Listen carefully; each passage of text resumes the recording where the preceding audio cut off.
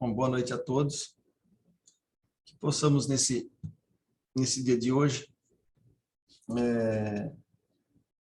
agradecer pelo estudo, o amparo da espiritualidade amiga das nossas casas, que nesses momentos, às vezes, de incerteza da população, desânimo, pensamentos de guerra, de desordem, que as nossas melhores vibrações possa, Senhor, assoerguer a harmonia, a paz e a tranquilidade. E que esses estudos sirvam para reflexões, que possamos, de todos esses ensinamentos, pedir ajuda da espiritualidade, que nos intua, que nos guie, que nos oriente, para que a gente possa pôr em prática na sua aplicação moral. Que o nosso andar e o trajetar no planeta possa ser modificado a cada passo, com o raciocínio, com a nossa vontade, de tentar a transformação, agindo no bem, e sempre contando com a colaboração desses amigos e protetores do plano espiritual. Que assim seja. Eu vou pôr para compartilhar aqui. Acho que vai aparecer na tela inteira. Aí eu pus numa janela. Acho que tá. Vê aí para mim. Tá aparecendo tudo certinho? Tá ok. Ok.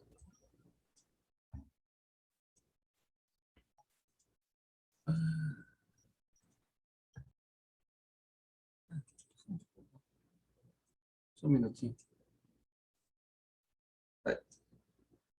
Bom, espera aí que eu estou para trás aqui. Nós paramos na questão...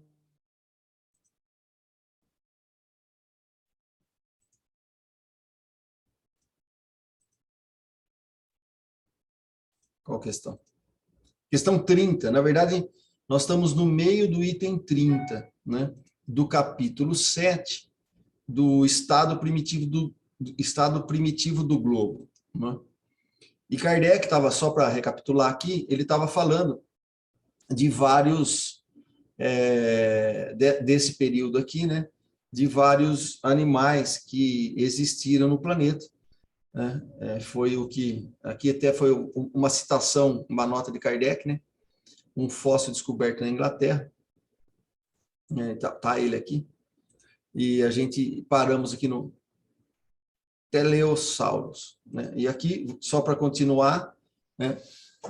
Kardec continua o megalossauro, grande lagarto, espécie de crocodilo de 14 a 15 metros de comprimento, essencialmente carnívoro, nutria-se de répteis, pequenos crocodilos e tartaruga. Sua formidável mandíbula estava armada de dentes em forma de lâminas de serrote, com dupla fiada, recurvadas para trás, de tal modo que, uma vez mordida a presa, era impossível dela se desgarrar. Então, aqui tem um exemplo desse megalossauro aqui na internet, né? Então, a proporção aí com o ser humano.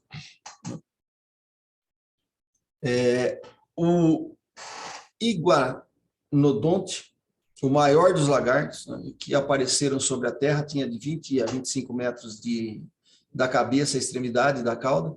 Seu focinho era dominado por um chifre ósseo, semelhante à do iguana de nossos dias, do qual ele só parece diferir pelo porte, porque este último tem apenas 1 metro de comprimento.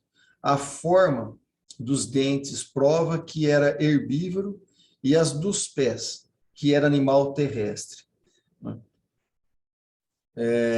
O pterodáctilo, animal bizarro, do tamanho de um cisne, tendo o corpo em forma de réptil, a cabeça de um pássaro e do morcego. Tinha membrana carnuda que ligava seus dedos de um prodigioso comprimento e lhe servia de paraquedas quando se precipitava sobre a sua presa.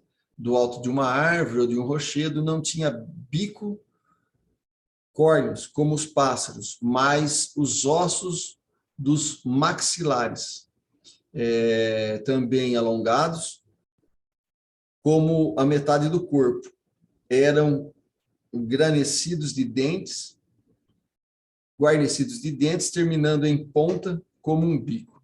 Então, o que eu achei na internet aí, é esse bicho aí, meio uma mistura de morcego com um pássaro, né? Com um cisne, né? Durante esse período, que deve ter sido muito longo, assim como atestam o número e a espessura das camadas geológicas, a vida animal teve imenso desenvolvimento no seio das águas, como havia tido a vegetação no período precedente.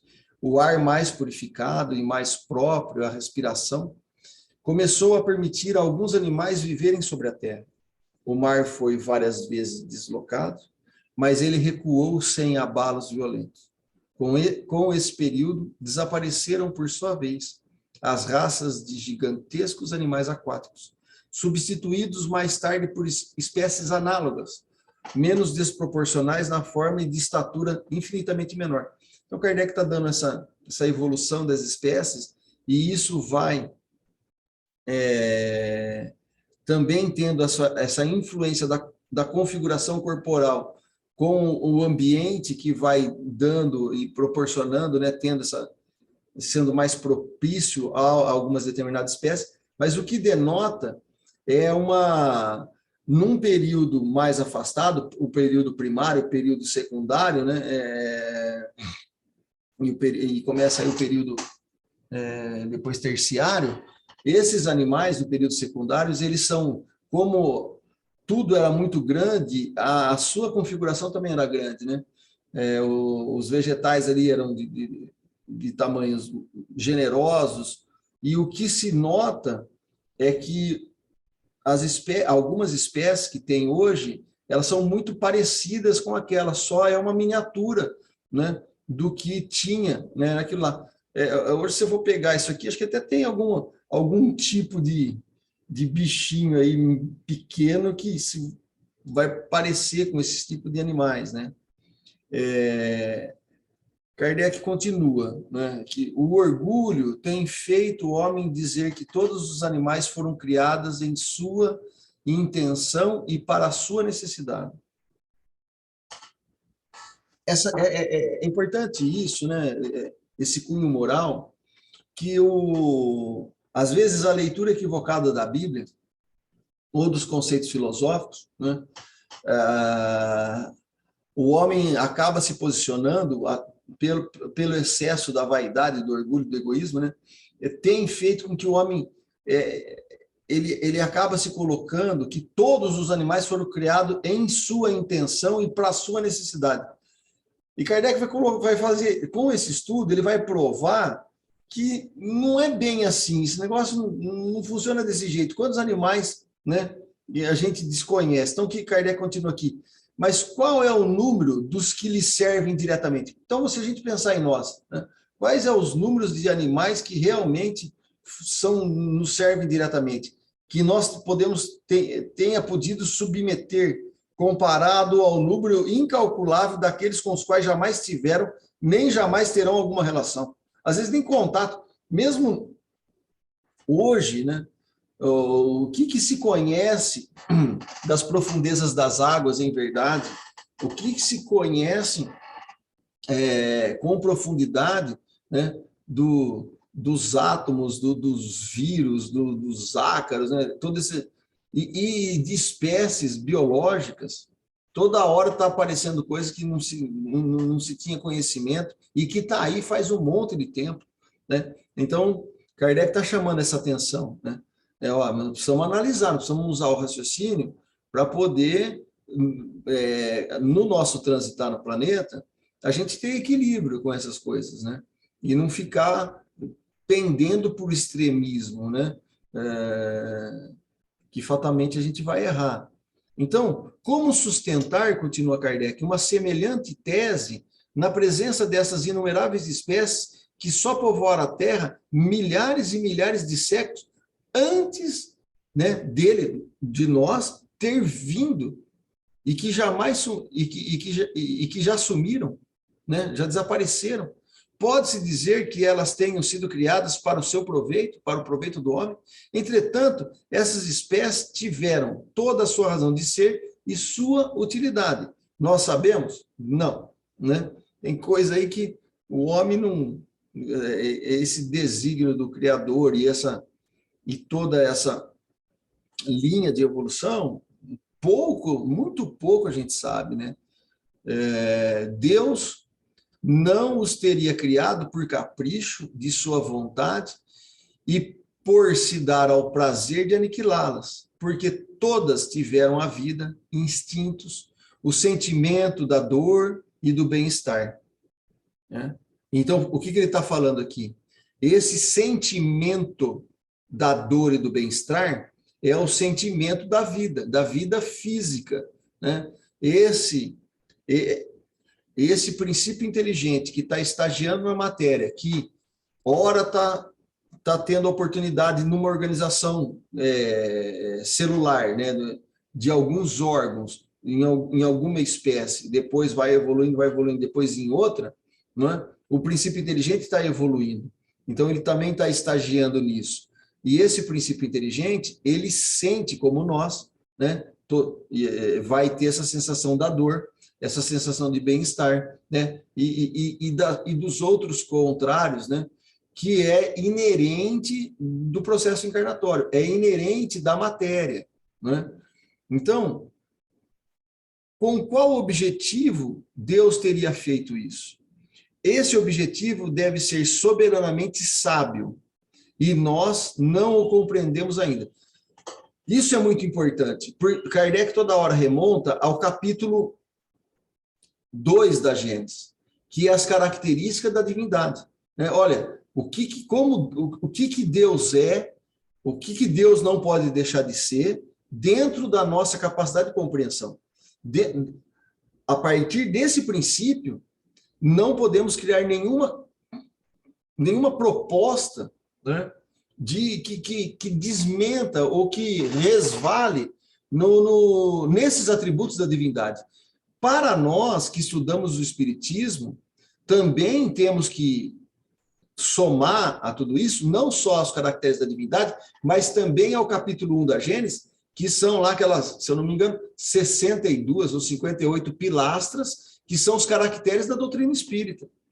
Então, se você somar aqueles caracteres mais a da divindade, aí nós vamos validar e nós vamos passar pelo crivo da razão qualquer mensagem, seja do palestrante que for, da envergadura que às vezes a gente coloca, não importa, né? Nós temos que interpretar todas as mensagens, todas as comunicações.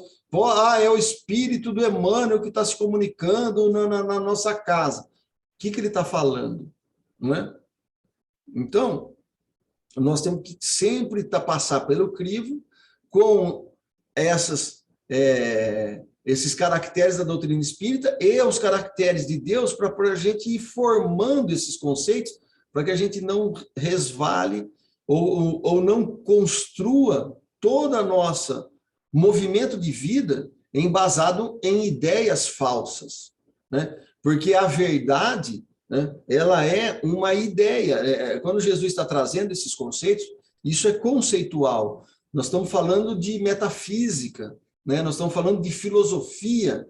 E isso é através das imagens, das ideias do nosso cérebro que nós vamos fazendo paralelos para que a gente possa ir formando conceitos para poder compreender o que a gente não consegue sondar. Então, a gente não sonda Deus, mas nós conseguimos compreender com o que nós temos de ferramental até agora.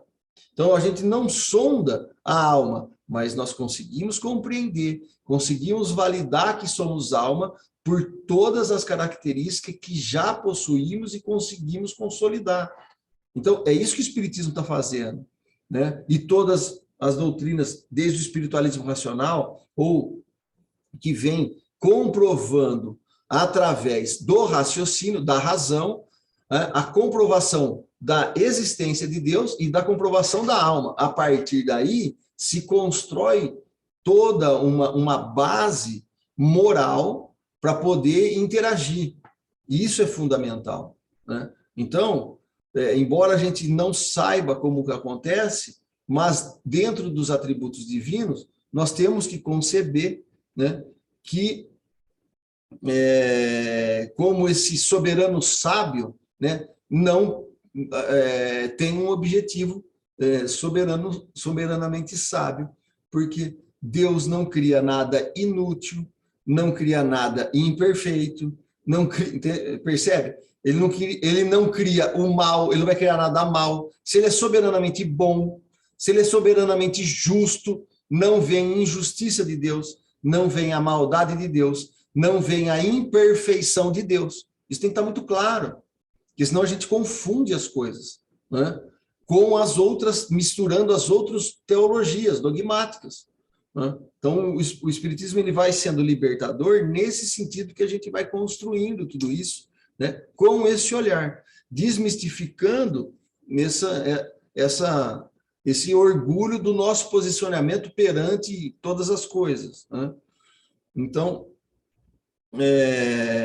talvez, continua Kardec, um dia seja dado ao homem conhecê-lo para confundir seu orgulho.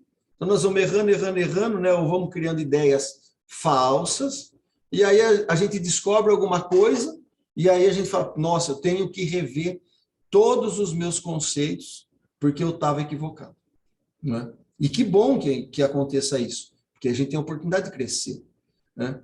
Mas, enquanto aguarda, uma grande quantidade de ideias surge face a esses novos horizontes. Por isso que eu estava falando aqui de ideias falsas, né?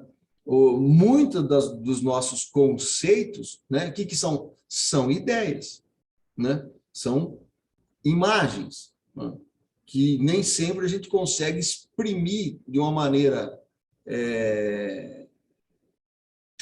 mais assertiva com palavras. Então, muitas das coisas a gente sabe, né, mas nós não conseguimos expressar isso.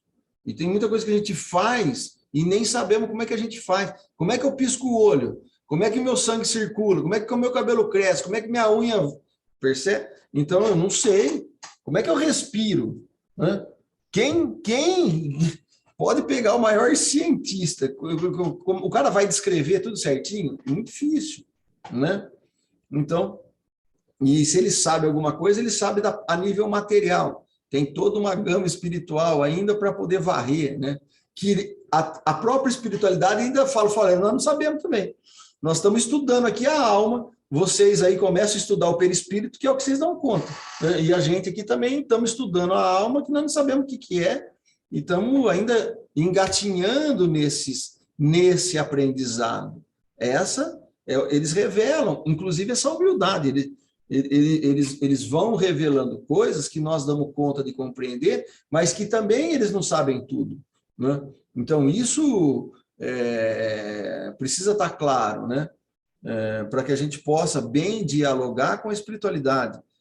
Então, enquanto aguardamos, né, uma grande quantidade de ideias surge face a esses novos horizontes, nos quais lhe é permitido agora mergulhar seu olhar e que desenrolam diante dele um espetáculo imponente de uma criação, tão majestosa em sua lentidão, tão admirável em sua providência, tão pontual, tão precisa e tão invariável em seus resultados.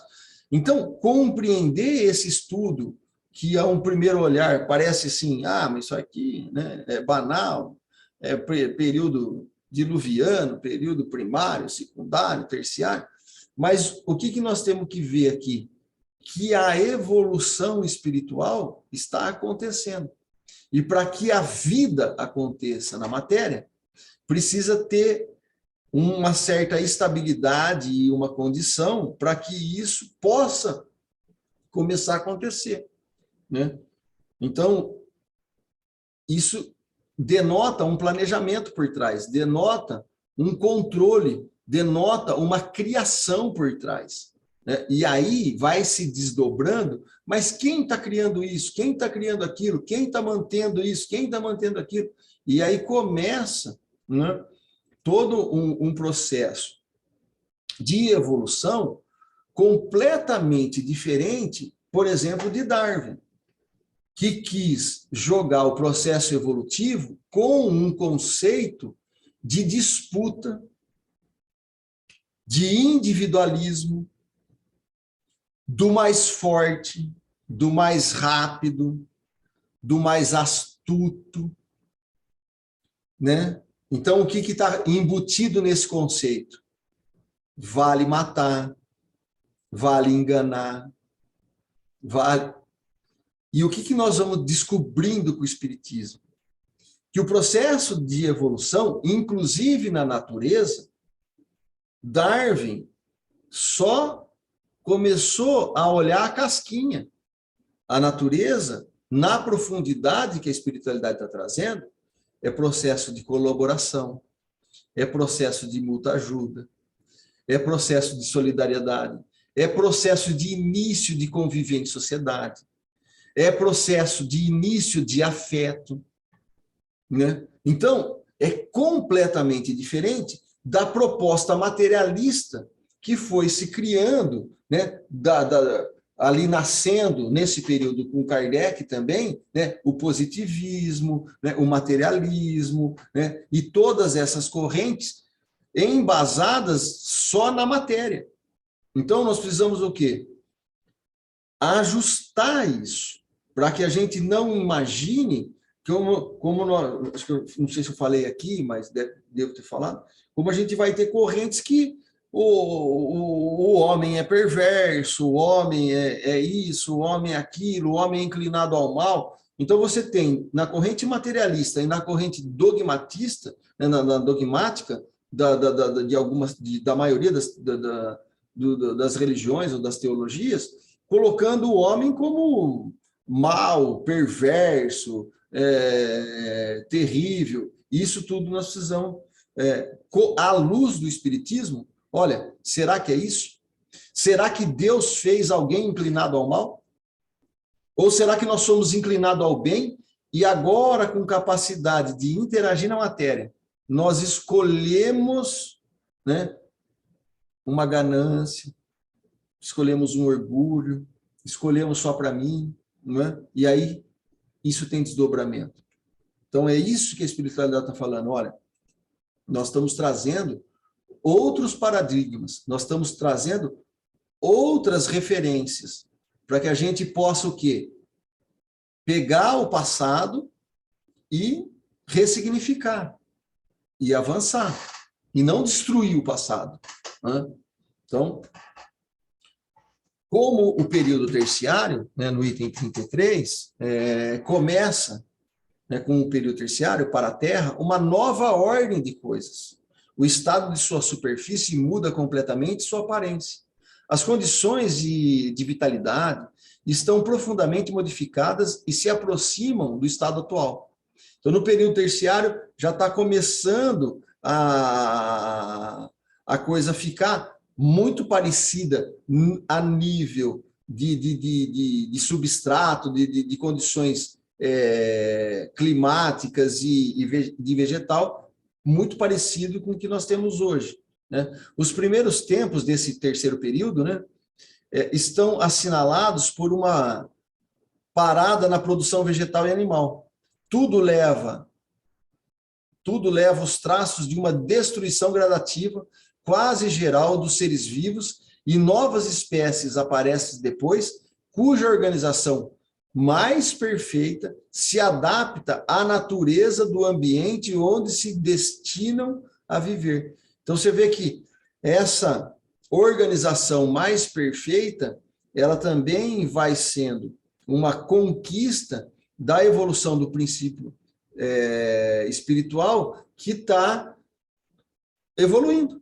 Ele está saindo do simples ignorante e está vindo para onde? Para a perfeição. Por que para a perfeição? Ele está se aproximando de Deus. Ele está se aproximando, todos nós estamos se aproximando das qualidades, das virtudes, dos atributos da divindade. Então, nós estamos indo para onde? Nós estamos indo para a perfeição. É por isso que as organizações, elas vão se aperfeiçoando, elas vão ficando mais perfeitas do que era antes, né? Ó, se vocês quiserem ir ajudando aí, vai falando. Durante o período precedente, a crosta sólida do globo, em razão da sua pouca espessura, então, o período precedente aqui seria o período, né, os períodos precedentes, o período primário e o período secundário. Essa crosta, como nós vimos, né, que essa placa de granito, né, daquelas granilhas que foram se adensando, então essa crosta sólida era pouco espessa e apresentava, como se tem dito, uma fraca resistência à ação do fogo interior. Esse invólucro, facilmente desfeito, permitia às matérias em fusão que se espalhassem livremente sobre a superfície do solo. Não aconteceu o mesmo quando ela adquiriu certa espessura. As matérias em brasas, comprimidas em todas as partes, como a água em ebulição e em um vaso fechado, acabaram por realizar como que explosões. A massa granítica, violentamente rompida sobre as porções, sobre uma porção de pontos, foi sulcada de fendas como um vaso estriado. Então, o que ele está falando aqui? Olha, no período primário e secundário, isso aqui começou a resfriar, né? Lá no primeiro momento era uma bola de fogo, isso foi se resfriando, criou uma crosta, essa crosta era uma casquinha, chega no período terciário, essa espessura desse granito, né? Desse material que se assentou, dessa granulometria que se assentou, virou essa base, só que em um determinado momento, isso acabou rachando, né? Em alguns pontos, e vai ter uma massa granítica, né, que foi violentamente rompida. Essa massa é o que vai formar as placas tectônicas, né, aonde nós estamos assentados, por assim dizer, né? Nós estamos assentados no solo, que por baixo do solo, né, tem ainda lá no núcleo, ainda tem esse magma, né, tem esse material aí fluídico, né? Essa larva, né? Que é esses desenhos aqui. Então, sobre o percurso dessas fendas, as crostas sólidas soerguidas e aprumada, formou-se picos, que são as cadeias de montanhas e suas ramificações.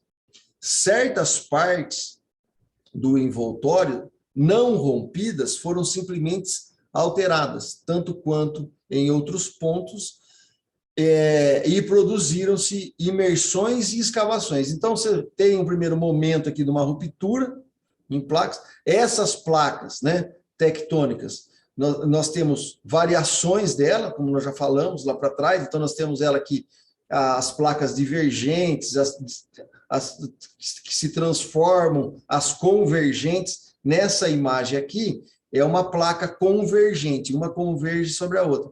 E aí nós temos dentro dessa movimentação, dessa placa, né, e dessa movimentação, nós temos aí a formação de umas montanhas em formações nessa parte que vai forçando e a coisa vai, né, aumentando aqui. Então, isso vai acontecendo, essa sedimentação, né? Uma das produções de montanha são através dessa movimentação da placa. E aí as águas elas vão ficando aí por gravidade nas partes mais baixas, e as mais altas vão tendo oportunidade de ter a vida no solo, né? Então, a superfície do solo tornou-se, então, muito desigual. As águas que porque nesse período aqui, isso aqui era mais ou menos homogêneo. Por isso que nessa época, a porção de água aqui, como Kardec colocou, né, que a gente viu semana passada, ela era bem superficial, então evaporava muito rápido, né? E foi isso que filtrou toda aquela parte que tinha de impureza na atmosfera para a habitação da nossa existência, né? Então, esse solo, ele tornou-se muito desigual com essas movimentações. As águas que até esse momento a cobriam de maneira uniforme, sobre a maior parte de sua extensão, foram repelidas para as partes mais baixas, deixando a seco vastos continentes, ou sequências de montanhas isoladas, que formaram ilhas. Tal é o grande fenômeno que aconteceu no período terciário. Nesse período é que deu essa conformação parecida com o que nós temos hoje, né? Foi nessas movimentações maiores do globo que deu essa possibilidade e que transformou esse aspecto que nós temos hoje do globo. Não foi produzido nem instantaneamente, nem simultaneamente sobre todos os pontos, mas sucessivamente e em épocas mais ou menos distantes. Então, isso foi se formando, né? Então, aqui nós temos uma fusão parcial, nós temos uma injeção de magma basalto de baixo para cima, né? Nós podemos ter, com isso, uma situação de depressão, porque isso aqui pode derreter e cair para dentro, como você pode fazer a coisa ao contrário, como isso pode submergir e fazer uma montanha. Então, você tem tanto a depressão como as partes mais altas, essas formações, né, Cordilheira dos Andes e as formações rochosas, elas podem se dar pelo mesmo efeito, e isso vai criando condição que se concentre essas precipitações, né, formando grandes lagos, grandes rios e oceanos e assim por diante.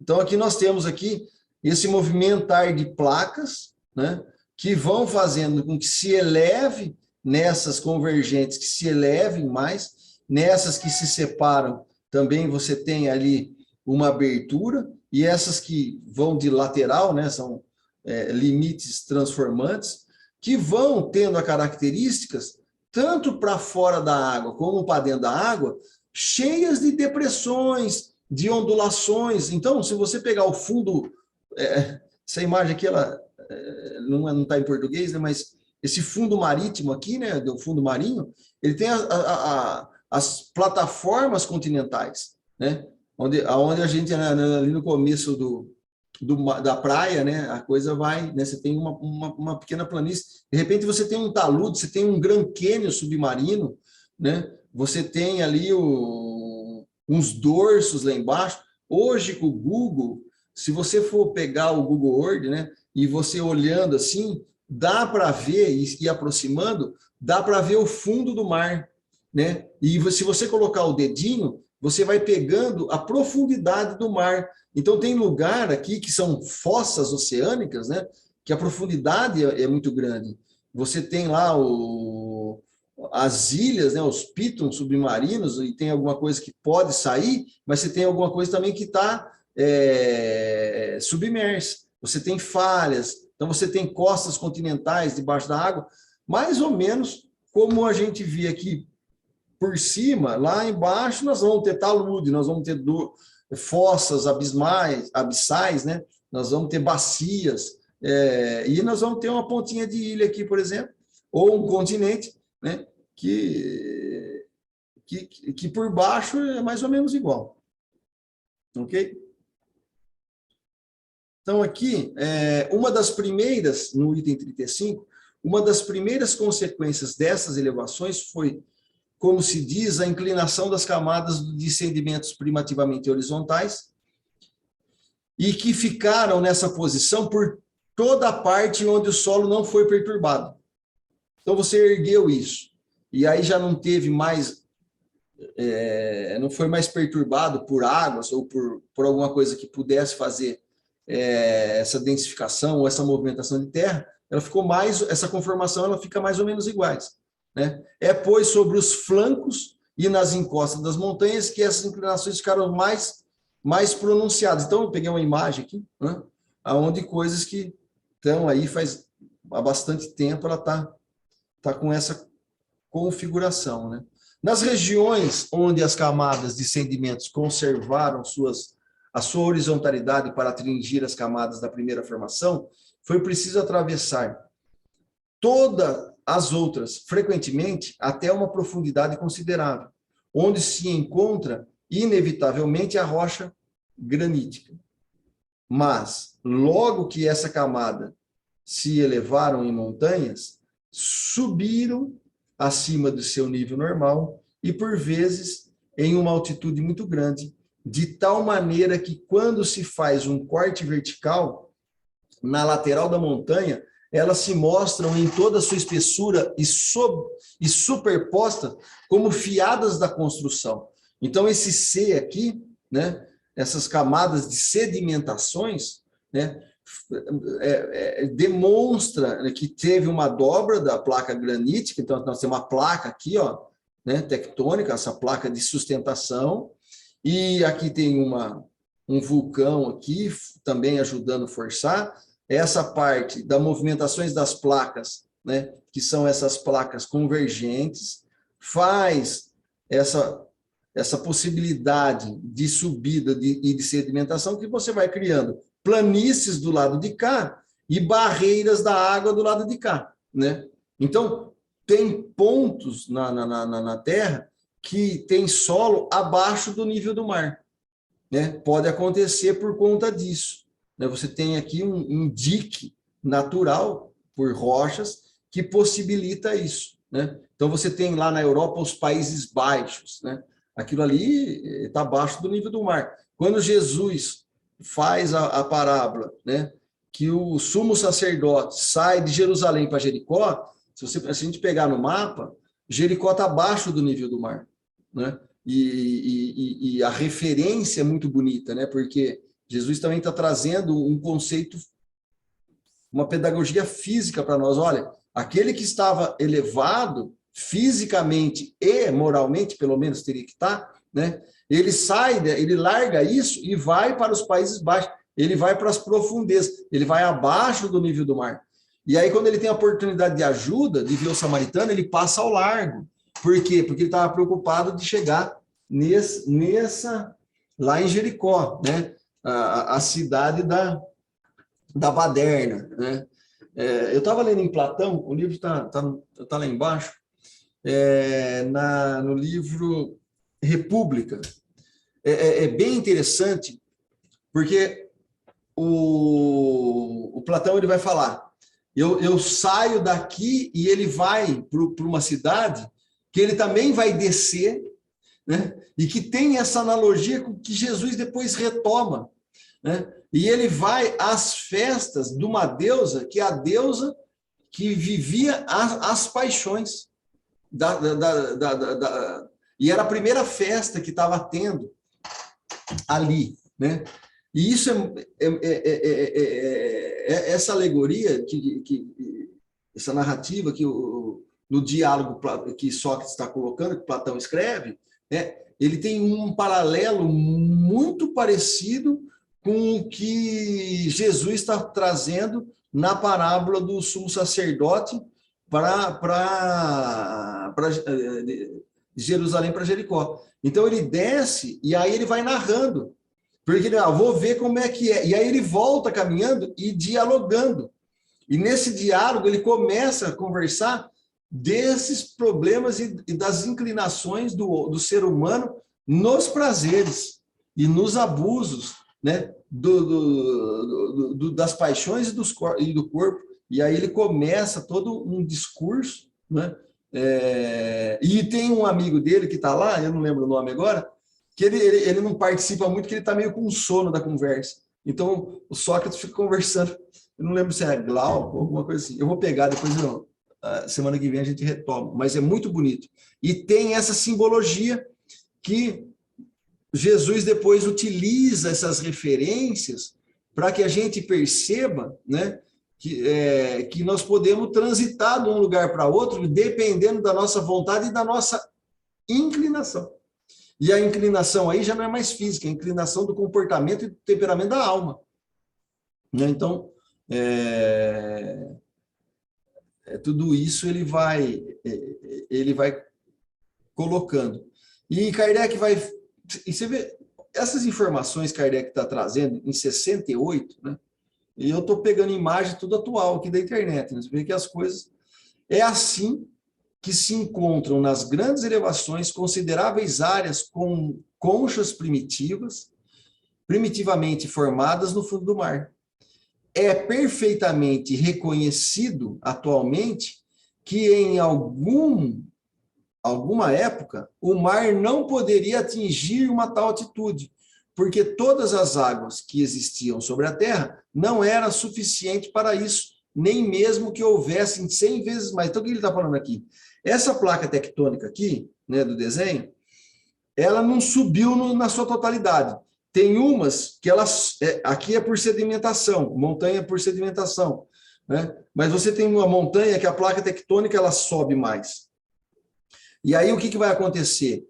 Essa parte marítima aqui, dessas águas, elas vão vir a essa superfície da montanha. É isso que ele está falando aqui. Olha, você tem essa parte. Então, nós vamos reconhecer, né, que o mar não poderia atingir aquela altitude. Então, qual que é a conclusão lógica? Né? Ele vai falar assim, ó, porque todas as águas que existiam sobre a Terra não era suficiente para isso, nem mesmo que houvesse 100 vezes mais. Seria necessário supor que a quantidade de água tenha diminuído e então perguntar onde foi parar a proporção desaparecida. Isso é muito bonito, porque Kardec está fazendo um raciocínio lógico, fala assim, olha, a quantidade de átomo, a quantidade de elemento que nós temos na matéria é quase mais ou menos igual desde a sua formação. Então, a água, né, a água no planeta não vai acabar. Né? Às vezes tem essa teoria, a água vai acabar. Não, ela vai mudar de lugar se nós não a respeitarmos. Né? Que é uma insanidade. Né? Da parte da potabilidade da água, porque como que funciona hoje nas nossas regiões, que é o mais barato, o pessoal vai no mais barato, fura poço profundo, retira a água filtrada, que a natureza já filtrou, do aquífero Guarani, por exemplo, acho que a maioria de nós aqui está sobre esse aquífero, então a gente arranca de 600, 500, 700 metros de profundidade, puxa essa água filtrada, e aí suja a água superficial. E o que a gente deveria estar fazendo? Preservar a água subterrânea e estar tratando a água superficial. Mas, né, a ganância, o orgulho, o egoísmo, a gente não vai, a gente já tem inteligência, tecnologia e sabedoria para fazer. Mas, né, então, essas coisas, a gente compreendendo tudo isso, nós podemos agir na matéria com um pouquinho mais de propriedade, né? Então, as coisas vão acontecendo. Então, a água pode mudar de lugar? Pode, né? Mas ela não vai sumir do planeta, né? Então, não precisamos ficar preocupados. Nesse sentido, né, que essas teorias muito mirabolantes, que o planeta vai acabar, que é o terrorismo, né? E isso só produz desequilíbrio, neurose, ansiedade, suicídio, e não conforta, não consola, não produz o bem. Então, nós temos que lutar pela educação, pela responsabilidade e pela implantação desses conceitos do Espiritismo, para que a gente possa realmente viver com sabedoria, né? E sem desespero, porque Deus está cuidando. Né? E outra coisa, por mais que possa ter uma fatalidade, nós somos espíritos, né? Estamos estudando espiritismo, né? Então é assim que vai se encontrar aí essas conchas, né? Essas do fundo do mar, lá, né? Perfeitamente reconhecido atualmente. Isso aqui eu já li, né? que o mar não pode atingir tal altitude. Seria necessário supor que a quantidade de água, essa parte também já foi. Então, os soerguimentos, que são atualmente um fato incontestável e demonstrado pela ciência, explicam de maneira também lógica e rigorosa os depósitos marinhos que se encontram sobre certas montanhas. Aqui tem um exemplo, né? Tem, na internet, se vocês forem fazer pesquisa, tem muita concha, tem muita coisa, resto aqui dessa parte do mundo aquático, né, na superfície. Aqui é a Cordilheira dos Andes, tá? Talvez uma das montanhas mais altas aí que tem. E você vai encontrar esse tipo de coisa. Então, esses terrenos, né, estiveram evidentemente submersos durante uma longa sequência de séculos, mas o seu nível primitivo, e não no local que ocupam atualmente. É exatamente como se uma porção do fundo de um lago se encontrasse elevado a 25 a 30 metros acima da superfície da água. O cume dessa elevação levaria os restos das plantas e de animais que jaziam outrora no fundo da água, o que não implicaria de forma nenhuma que a água do lago fosse elevada a essa altura.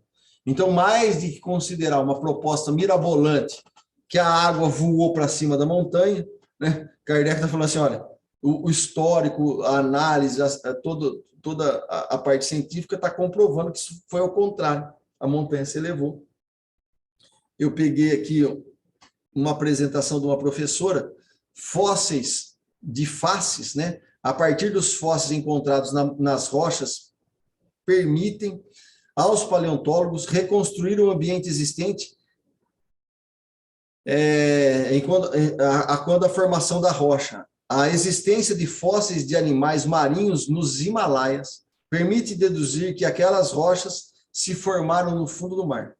E os corais são bons indicadores, já que vivem a menos de 50 metros de profundidade e com temperaturas de 25 a 29 graus.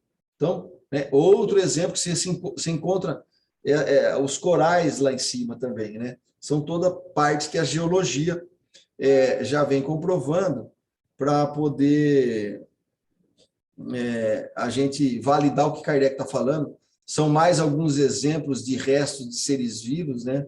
Ali em montanhas, em elevados. E Kardec continua no item 37. Nos locais onde o levantamento das rochas primitivas produziu rupturas completas do solo, né? Geralmente naquelas placas divergentes, né? Ali você tem uma ruptura maior, né? E a massa foi levantada, o granito mostrou-se a descoberta. O que é o granito? É aquela placa tectônica da formação do período primário lá, né? Então, isso como um dente, né, que atravessaria a gengiva. Então, as camadas que os cobriam, erguidas, partidas, superpostas, puseram-se a descoberto. É assim que terrenos aparentemente de formação mais antiga e que se encontram em tais posições primitivas, a uma grande profundidade, formam atualmente solos de certas regiões. Então, nós temos aqui algum exemplo de elevação dessas pedras, né, graníticas que fazem parte dessa placa de formação inicial do planeta, né?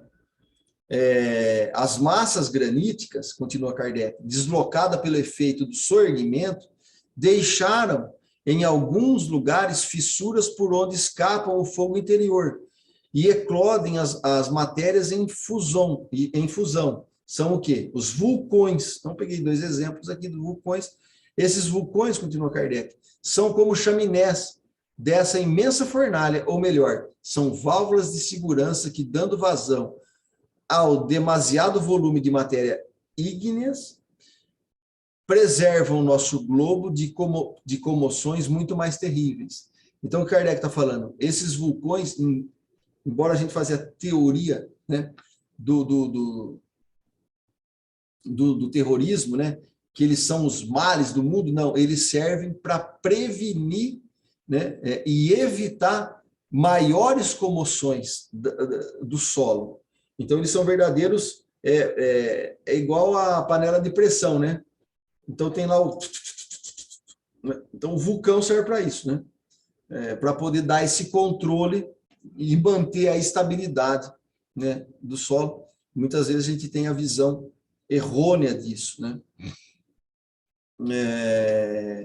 E comoções muito mais terríveis. Podemos dizer, continua Kardec, que o número de vulcões em atividade é um fator de segurança para o conjunto da superfície do solo. Então, se a gente entende isso, a gente respeita aquele local, né? E mantém, preserva e vai, e se afasta daquilo ali, né? Mas o pessoal acaba não usando o raciocínio e, às vezes, faz questão também de morar aqui embaixo. Pode-se fazer uma ideia das intensidades desse fogo, supondo-se que os vulcões se abrem até no meio do mar e que a massa dessa água que os recobre e neles penetram não é suficiente para extingui-lo. Então, tem uma imagem aqui para trás, acho que essa aqui não, deixa eu voltar aqui. Agora eu não lembro qual que é.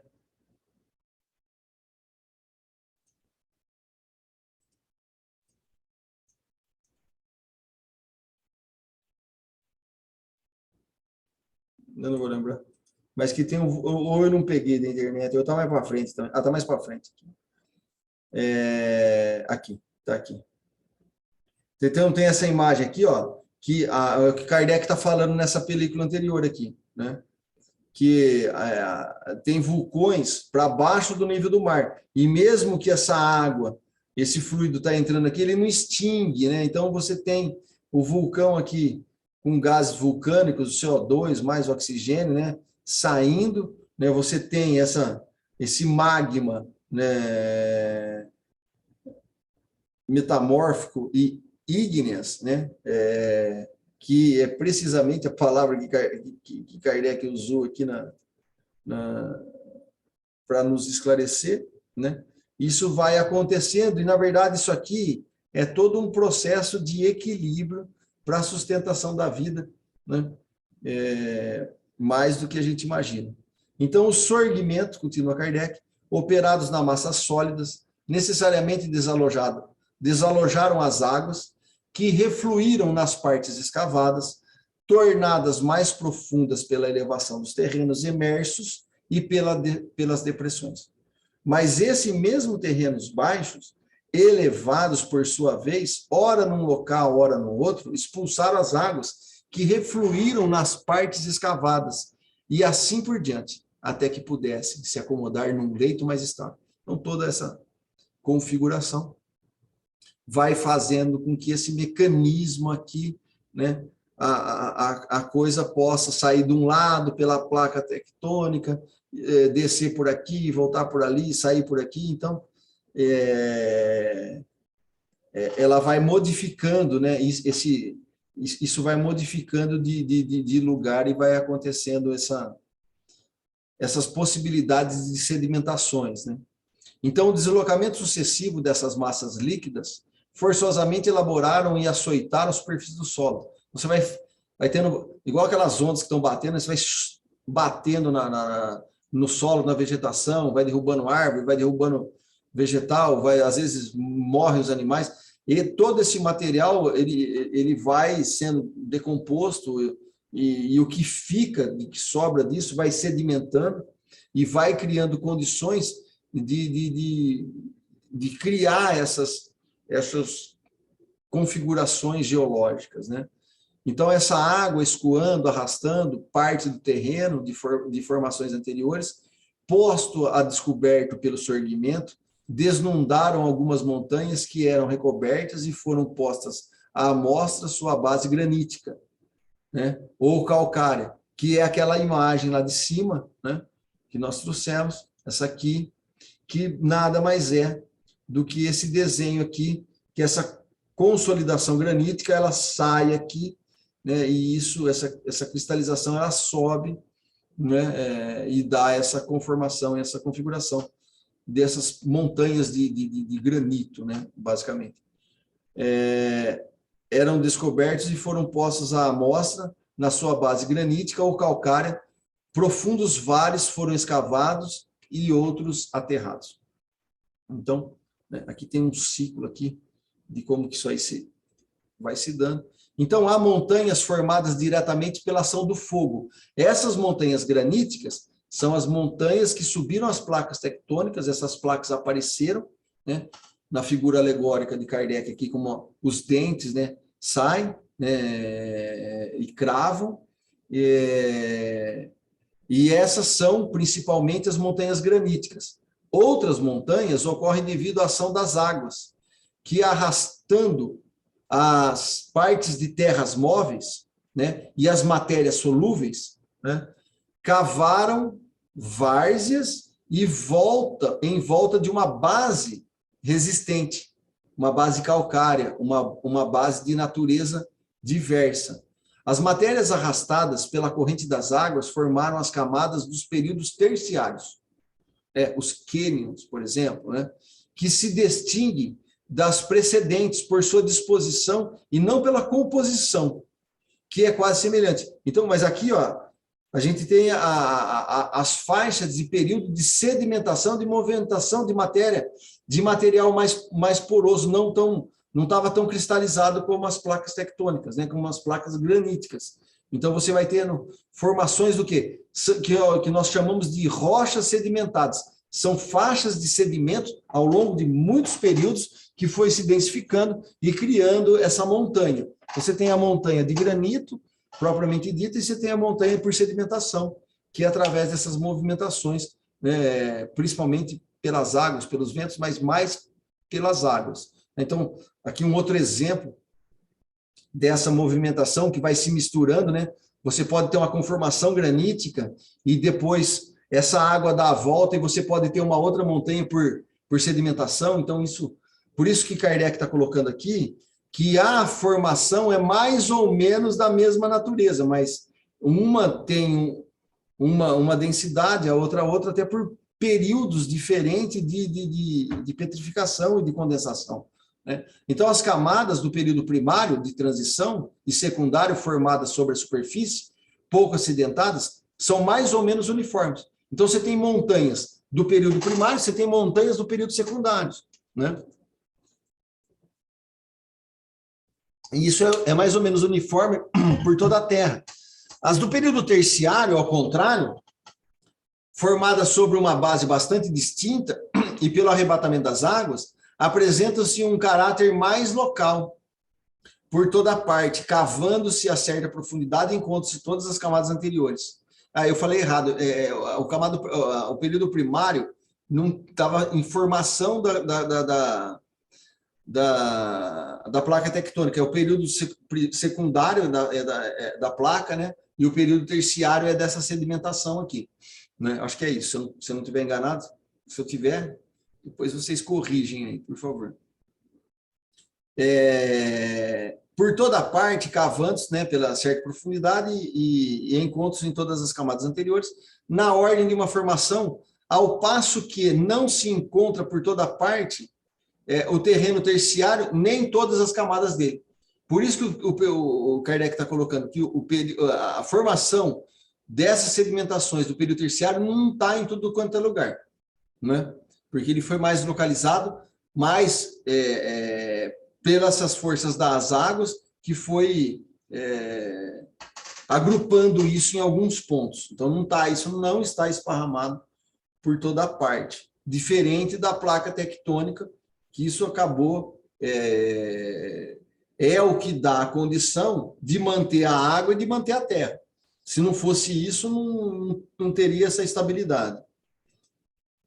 Então, durante a agitação do solo, que teve lugar na apresentação desse período, concebeu-se que a vida orgânica teve de ficar estacionária, o que se reconhece pela inspeção dos terrenos privados de fósseis. Mas, desde que veio o estado mais calmo, os vegetais e os animais ressurgiram. As condições de vitalidade, estando mudadas, a atmosfera mais depurada, viu-se formar novas espécies de uma organização mais perfeita. As plantas, que em relação à sua estrutura, diferem pouco das dos nossos dias. Então, o que se percebe aqui? Teve um período de estagnização, né, onde é comprovado por essas camadas, onde não tem os vestígios de vegetais e nem de animais. Isso ressurge mais para frente, quando você tem essas comoções, essas revoluções, e aí você tem essa transformação, nesse período de transformação, e aí você tem a nova oportunidade para que nasça condições de vidas mais depuradas, né, espécies mais organizadas, com características mais próximo da perfeição, como a gente estava falando anteriormente, né? Então, durante os dois períodos precedentes, né, que é o primário e o secundário, os terrenos não cobertos pelas águas ofereciam pouca extensão. Eram ainda mais pantanosos e frequentemente submersos, porque você não tinha muita, né, a coisa era mais uniforme. Esse é o motivo pelo qual não havia animais aquáticos ou anfíbios. O período terciário, no qual se formaram vastos continentes, é caracterizado pela aparição dos animais terrestres. Então, os animais terrestres mesmo, do jeito que a gente conhece, que ele está mais nesse período terciário já, né? Vastos continentes caracterizados, né? E vão dando, proporcionando a condição da vida terrestre. Do mesmo modo que o período de transição viu nascer uma vegetação colossal e, no período secundário, répteis monstruosos. Este viu se produzirem mamíferos gigantescos, tais como os elefantes, os rinocerontes, os hipopótamos, o paleotério, o megatério, o dinatério, eu peguei um aqui, ó, é um elefante, né, meio diferente aqui. Os mastodonte, o mamute, etc. Viu nascer igualmente os pássaros, assim como a maior parte das espécies que vivem ainda hoje nos nossos dias, né? Então, nós temos aí, já são animais do período terciário. Algumas espécies dessa época sobreviveram ao cataclismo posteriores. Por outro lado, aquelas que designamos pela qualificação genérica de animais antediluvianos, antes do dilúvio, estão completamente desaparecidos ou foram substituídas por espécies análogas de forma menos grosseira e menos compactas, dos quais os primeiros tipos foram como que os esboços, tais como os felis espelhoais, né, animal carnívoro do volume de um touro, tendo caracteres anatômicos do tigre e do leão, né? Os cervos Megacerium, uma variedade de cervo, um pouco maior, né, do que a gente tem hoje. Esse tigre aí, de 3 a 4 metros de comprimento, também, hoje o que a gente tem é o que Kardec está colocando, é uma redução, uma miniatura daqueles modelos, né, ou daqueles princípios inteligentes animando esses animais maiores. Então, nesse período terciário, nós temos, por exemplo, o Cenozoico, né? Então, esses mamíferos, né? Esse rinoceronte que Kardec colocou, um tipo de uma família do cavalo aqui diferente, a Iracocêntrios, né? Esse tigre aqui que Kardec coloca, nessa onça aí, tigre de dentes de sabre, né? Também os primeiros fósseis, eles foram encontrados por Peter Land em 1841. Então, estava bem próximo ali de Kardec, né? Tudo isso que Kardec estava estudando era muito recente. Essa geologia, ela é daquele século de Kardec. Ela vem construindo ali na virada de 1790, 1800, 1810, 30. Então, essas coisas estão sendo estudadas justamente nesse período. Por isso que ele começa esse estudo, olha, essa ciência da geologia do nosso século, né? Ela vem dar um impulsionar e sancionar muitas teorias que eram feitas por falsas ideias, né? Então, no item 42, continua Kardec, tem-se por longo tempo acreditado que o macaco e as diversas variedades de quadrumanos, né? Animais que se reaproximam ao máximo do homem, pela conformação, não existiam ainda, mas descobertas recentes parecem não deixar dúvidas sobre a presença desses animais, pelo menos no fim do período. Então, entre o fim do período terciário e o início do quaternário, nós já temos aqui, por exemplo, também o Land lá descobriu em 1838, né, esse Protopithecus brasiliense. Aí, olha lá. Então, olha o Brasil, né? E tem mais, né? É só procurar lá na internet. Eu estou trazendo um exemplozinho aqui. Como é que vocês estão aí? Está meio chato o negócio, Jonathan? Muita teoria, né? Continua ou quer dar uma parada? Como é que vocês estão aí? Deixa eu ver como é que tá. Eu acabei de comentar com o Zé, estou achando cansativo hoje. Porque é muita teoria, né, Elaine? Ó, Sim. Eu estou vendo aqui, falta só o período diluviano e o pós-diluviano, que é pouquinho. Vamos deixar para a semana que vem, então, porque eu também, fica muita coisa, né? É uma teoria mais... didática, né? Bem pedagógica. Vamos parar por aqui. E aí, semana que vem, semana que vem dá para concluir esse capítulo. Depois a gente vai entrar, deixa eu ver aqui. O capítulo... Porque dispersa, né, gente? Né? Concentração. Você é professor, passou de 40 minutos, já era. Exatamente isso. Depois nós vamos entrar aqui, ainda tem a teoria da Terra, ainda vai ter mais um pouco de... Mas tá bom, deixa eu só parar de gravar.